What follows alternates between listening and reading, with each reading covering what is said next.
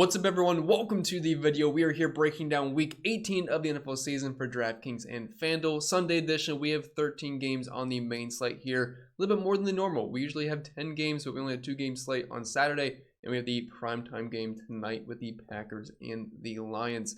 Now, one thing I will say about week 18, some people like it, some people hate it. I don't enjoy it. It's just a really ugly slate. There's no games with over a 50-point over-under. Lots of teams are sitting players. Lots of teams already are kind of locked up as far as playoff seeding is concerned or draft slots. So there's not too much to be excited about. Now, some teams are playing for things, which is probably where we're going to have a lot of our exposure to, because we just need some motivation factors out of these guys. Some players are close to incentives. Some guys are close to records, like Justin Jefferson needs nearly 200 yards, but that is possible from him. But just some things to kind of keep in mind as we go through the slate here. But I'll just be honest, not a huge fan of week 18s, or it's usually week 17.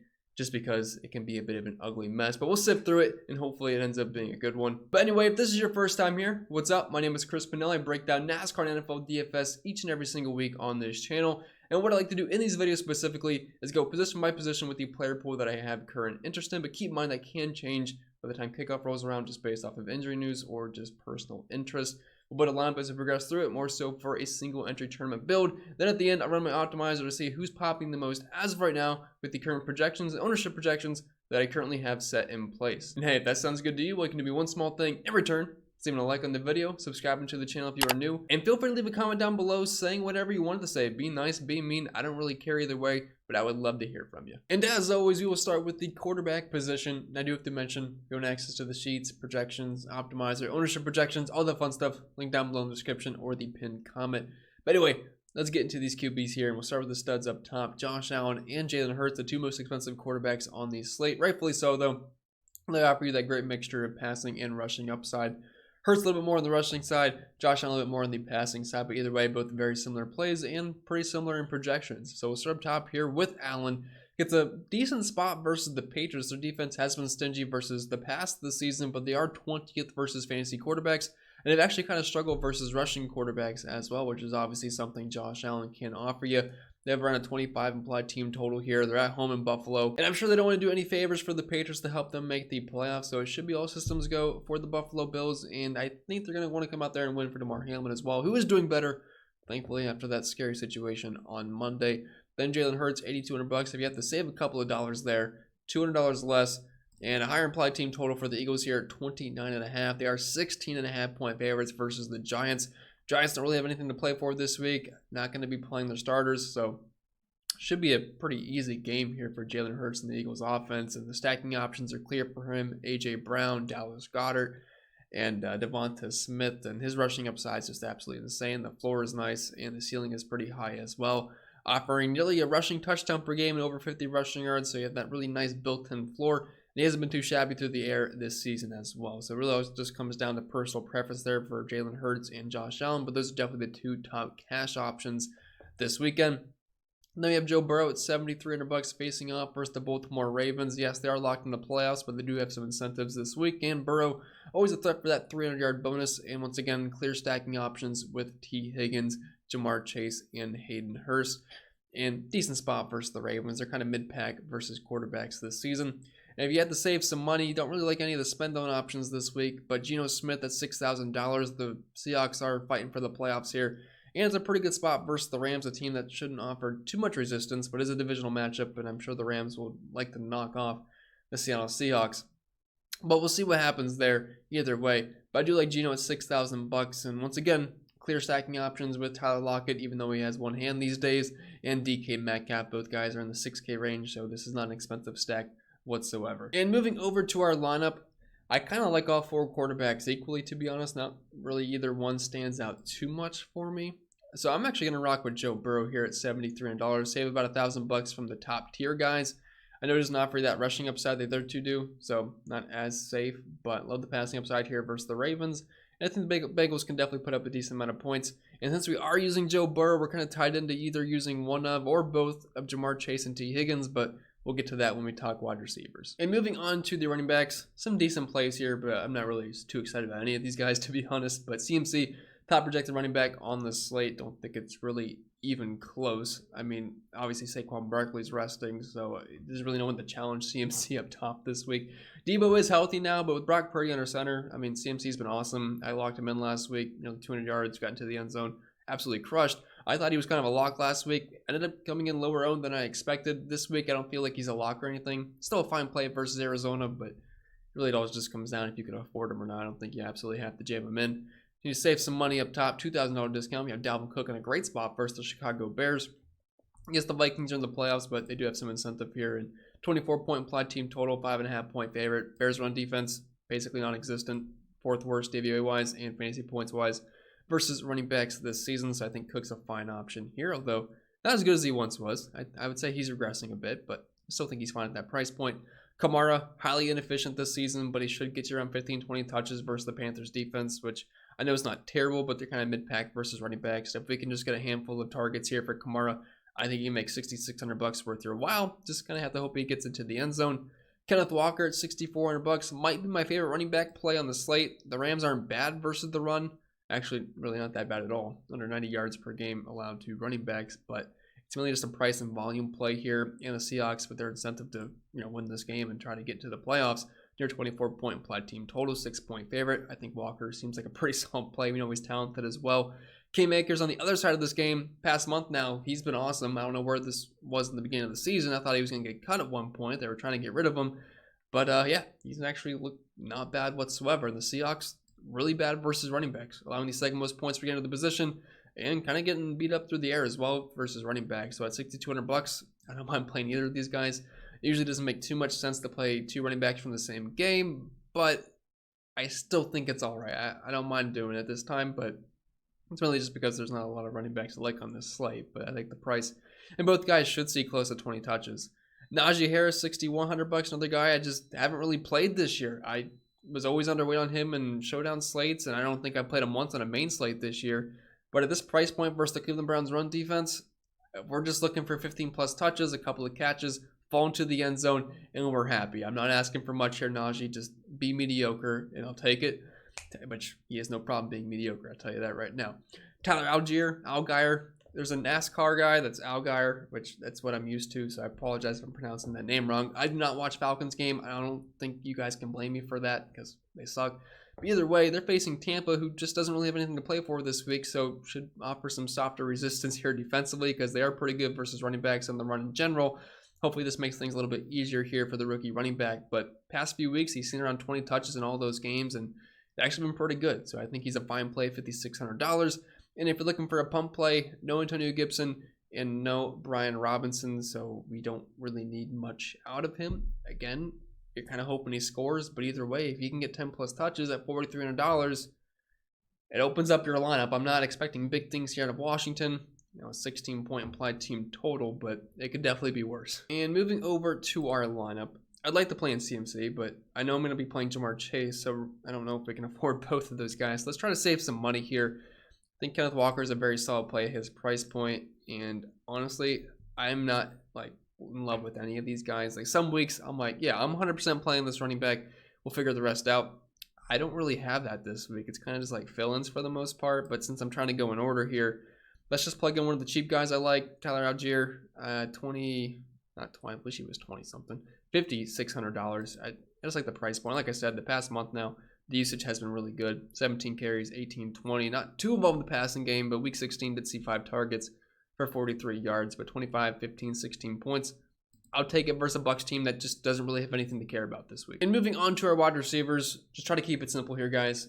Use the wide receivers paired with your quarterbacks. Find the run back options for those guys. Yes, some are fine as one-offs, but trying to dive into wide receiver versus quarterback matchups is pretty much a waste of time in my opinion. Either way, let's kind of go down the list here and quick hit these guys for the most part. Justin Jefferson, best wide receiver in football. I mean, you can make a case for guys like Jamar Chase, A.J. Brown, Cooper Kupp, Devontae Adams, but I do think Justin Jefferson has kind of made himself the clear-cut one. Although, if you want to call it 1A Jefferson, 1B Jamar Chase, I don't think I'd be opposed to that. Both are extremely talented. Either way, Jefferson is, I think, 194 yards away from Calvin Johnson's record. I don't know if he's going to hit that because, look, the Vikings are winning this game, and they're running him out late versus the Bears, and he gets hurt late. I mean, the that would not be good for them. Let's just say that. So I'm not sure if they're going to completely let him just chase the record, but if he does a lot of damage in the first half and the game's close in the second half, maybe we see him where he gets over 200 yards. He's done that a couple times this year, and it would not surprise me. The Bears defense is not good, and Jefferson is a lot better than anybody on that defense. So it's there. If you're trying to chase the narrative there for that, you can play him. I did use Jefferson in the narrative situation his rookie year, where I think he was facing Detroit to get the rookie record. I think it ended up working out. So, again, it's just personal preference there. Jamar Chase, I have Joe Burrow. I'm playing Chase. It's as simple as that. One of the most dominant receivers in the NFL. And I know I don't have T. Higgins on here, but you can kind of throw him in the similar situation as him. A.J. Brown, Devonta Smith. If you are using Jalen Hurts, get one of those guys in your lineup. You can use both, but at least one is going to be the best route to go. Stephon Diggs, if you're using Josh Allen, you basically have to play Diggs, even though he has sucked the past month now. DK Metcalf, $6,700. I don't have Tyler Lockett on here, but again, if you're using Geno Smith, use one of those two guys. Matchup versus the Rams. I don't know if people are still scared of Jalen Ramsey, but I wouldn't be. I think they'll be fine. Chris Olave at $6,200. I like the price point. It's really just him and Shaheed at receiver for this team. It's a fine matchup versus the Panthers. They got absolutely torched last week versus Mike Evans. I think he had, 3 touchdowns, 200 yards, got killed. Not expecting that this week. Andy Dalton and whatever else the New Orleans Saints are. They're not, I don't want to call the Bucks good, but they're not Tom Brady. That's at least what I'm trying to say. But Olave's a fine option here, and guy's very talented as well. DJ Moore on the opposite side of this game for just kind of doing like a little mini stack there without using the quarterbacks. I'm okay with that. Moore has been fine with Sam Darnold under center. Garrett Wilson, he does not have Mike White this week, but fortunate enough for us, he does not have Zach Wilson either. We have Joe Flacco, and if you guys remember, I think all the way back in week 2 when they faced Cleveland, Wilson had a huge game with Joe Flacco, so I'm not too concerned about that, and it's a pretty good matchup versus Miami. They do allow some damage versus wide receivers, so I think Wilson below 6K is a pretty fine play here. If you are stacking Buffalo, Jacoby Myers, he would be the guy I feel the safest with as the run back option. I don't love playing Myers, but he's all right. Drake London, again, facing the Bucs team that just doesn't really have much incentive to do anything. And with Ritter under center, he's actually been getting some work. Cortland Sutton, $4,800 home against the Chargers, who I guess are going to be resting some guys because that would be the only reason why the Broncos are going to be 3-point favorites here. So maybe get some softer matchup coverage here. We'll see what happens. But the first game after they fired their coach Hackett, the Broncos actually kind of kept it close versus the Kansas City Chiefs. So we'll see how that plays out this time versus the Chargers. But they are favored to win. And if Sutton can just get into the end zone at $4,800, we will take it. Shaheed, we kind of already talked about with Chris Olave, but so we have some injuries here, and it's basically just him and Chris Olave soaking up all the targets. And I wouldn't be surprised if we see 6+ here from Shaheed. So at that price point, I don't mind it. And Tutu Atwell, $3,400. If you're looking for a punt, he is the one that projected the best for me. It's not going to be pretty, but Baker hasn't been absolutely awful under center. He has been able to get the ball to a few guys, and I have projected for around 9.25 points. That's 2.7x, and honestly, that's actually the best value play we have here. I'm not saying he's a great play, but I think if you're running an optimizer this week, he might pop up a little bit more than you would expect. And moving back over to our lineup, like I said, I got Burrow, so we're going to just pretty much jam in Jamar Chase here, $8,400. I would not mind getting T. Higgins in as well, just for the double stack, but I do realize Chase is expensive. Burrow's not exactly cheap, so I'm not sure how attainable this is going to be. Because if we do jam him in, that would leave us at under 4,000 left, which, again, it's possible. Cheaper tight end, cheaper defense, but I would like to try to find a run back option with the Baltimore Ravens, which I think my only guy I would have any interest in is Mark Andrews, and he's $5,400. Now, he had 9 targets, 9 catches, over 100 yards last week. But if I plug in Mark Andrews, we're now at 3,100 left, which is really where we're starting to get stretched thin. So for now, I'm going to leave off T. Higgins. I would like to fit him in. We'll see what happens. But let's move on to tight ends, defenses, and then we'll move back here. And always my favorite time, the tight ends and the defenses. Up top, we have Mark Andrews. I think he's the best tight end option on the slate. Tyler Huntley just has a decent connection with him. And it finally showed last week. 100 yards, we just talked about it. 9 catches on 9 targets was great. And he is really the only run back option I like with the Bengals. So in my Bengals stack, I'm just have to jam him in and just accept it. Hope he has a good game. Dallas Goedert, if you're looking for another pairing option with Jalen Hurts, he's fine. One of the more talented tight ends in the league. Tyler Higbee at $4,400. He's been fine with Baker. I know just about a month or two ago, he was basically unplayable, but this is a really good spot versus Seattle, and Baker has looked his way. He's looked at the tight end position in the past with David Njoku, Harrison Bryant, if you guys watched him in Cleveland, and the Seahawks are allowing the second most points per game to the tight end position, so Higbee, don't think he's a bad play. And then Freiermuth here at $3,800, another guy that just consistently gets targets. Good matchup versus Cleveland, and the Steelers are fighting for their lives here for the playoffs, so $300. Don't think it's a bad play at all. And the defense is always a treat to talk about, but a lot of defenses in play this week because we got teams resting starters and things like that. So here are the Falcons here. They're 4.5-point favorites, only an 18-point plot team total at home. Don't think it's a bad defense to get to. Don't really have interest in the Ravens or the Giants or any team like that. The Broncos versus the Chargers is 3-point favorites at home. I don't mind that. The Jets versus Miami, who are ruling out Skylar Thompson. They're actually my highest projected value defense, point per otherwise, at $2,600. They're on the road, but very low over under here at 37.5. So for me, there's not like a standout defense, but projection wise, the Jets look the best for me. And I'd have to check my ownership projections, but I feel like they're going to pop up a lot in the optimizer. And moving back over to our lineup to finish this off, I do want to plug in a cheap defense first just to see what kind of actual money we have to work with. Like I said, I like the Jets the most, but since I do have the Falcons running back, I think the Falcons defense is not a bad correlation play here. If I have the money for the Jets defense at the end, I have no problem with it, but as for right now, let's just roll with it. Now, I would like a run back option with my Bengals stack, and Mark Andrews is really the only one I have any interest in, so we're just going to plug him in. I don't really like DeMarcus Robinson. So at this point, we have just under $5,000 left for the last 3 spots, and it's probably going to be 3 wide receivers here. So let's just plug in, which I guess Jonathan Williams is cheap at $4,300, so we maybe, but I can't fit T. Higgins in. If I did that, we have $3,450 left, which technically, yes, it would fit if you do a couple of pump plays, but that's not the route I really want to go. So unfortunately, just looking like a one-man stack with Jamar Chase and Joe Burrow there. I should say one man with Joe Burrow, because you guys get what I'm saying. But anyway, let's try to find some mid-range wide receivers that don't look too bad. Garrett Wilson was a guy that did stand out to me at $5,800 versus Miami with Joe Flacco. Don't mind that. So that's $4,350.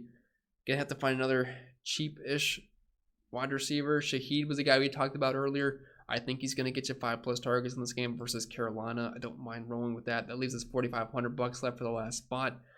I don't really want to play Jonathan Williams, but honestly, with the amount of money we have left, that might be the best spot to go with just because we're going to get volume. And look, I know he's not done really anything on the season. Didn't see 9 touches last week versus Cleveland, but he's going to be the starting running back here. No Brian Robinson, no Antonio Gibson, so I can't really ask for too much here. So we'll plug him in. It's not the prettiest looking lineup, but you know, it's week 18. It is what it is. So we have Burrow paired with Chase, ran back with Mark Andrews, Kenneth Walker, and Algier at running back. I like their price points quite a bit. We have Jamar Chase. I think we already said that. Garrett Wilson, Shaheed at receiver, Mark Andrews, Jonathan Williams in the Falcons defense. It's not pretty. Please don't copy and paste this. I'm not sure exactly what I'm going to play yet. This was just for the sake of seeing what fits as we talk through it. So please don't just copy and paste something you see on YouTube. Think for yourselves and build your own lineups. And like I mentioned earlier, we're running the optimizer here to see who's popping the most as of right now. If you do want access to this, links down below in the description. But I had it running while we were talking to save some time here. So let's pull up the builds and see what players are popping, which, wow. Yeah, that's all. Yeah, so we had both those running backs locked in for the single entry build, which projections seem to like those two the most, which I get it. I mean, it's just so cheap at $5,600. Got him projected for just under 16 points. Fireman with a ton of him. Cortland Sutton, Jalen Hurts looks like the most popular quarterback in my projections. Tutu Atwell's popping a lot more than what I'd want. Now, I don't have any settings put in place. If you are someone that is 150, you have to make sure you do that so your lineups look good for tournaments because these probably look awful. But this is just straight raw projections. Lots of Kamara, lots of Drake London. Jets defense looks pretty popular to me. But yeah, it looks like Jalen Hurts and Josh Allen just about each and every single one up there. So not really too surprised. Highest teams, Atlanta, Seattle, Pittsburgh, New Orleans, Buffalo. All teams we talked about. So not really too many surprises there. But again, you kind of have to put your own personal settings in there to make it to how you want it. But with that being said, guys, that's all I got for you for the video. Hope you did enjoy it. If you did, make sure you leave a like down below. Subscribe to the channel if you haven't yet done so. It was a pleasure working with you all for the entire regular season, but I'll still be here for the playoffs. We have NASCAR coming soon. I wish you all the best of luck, and I'll see you all next time.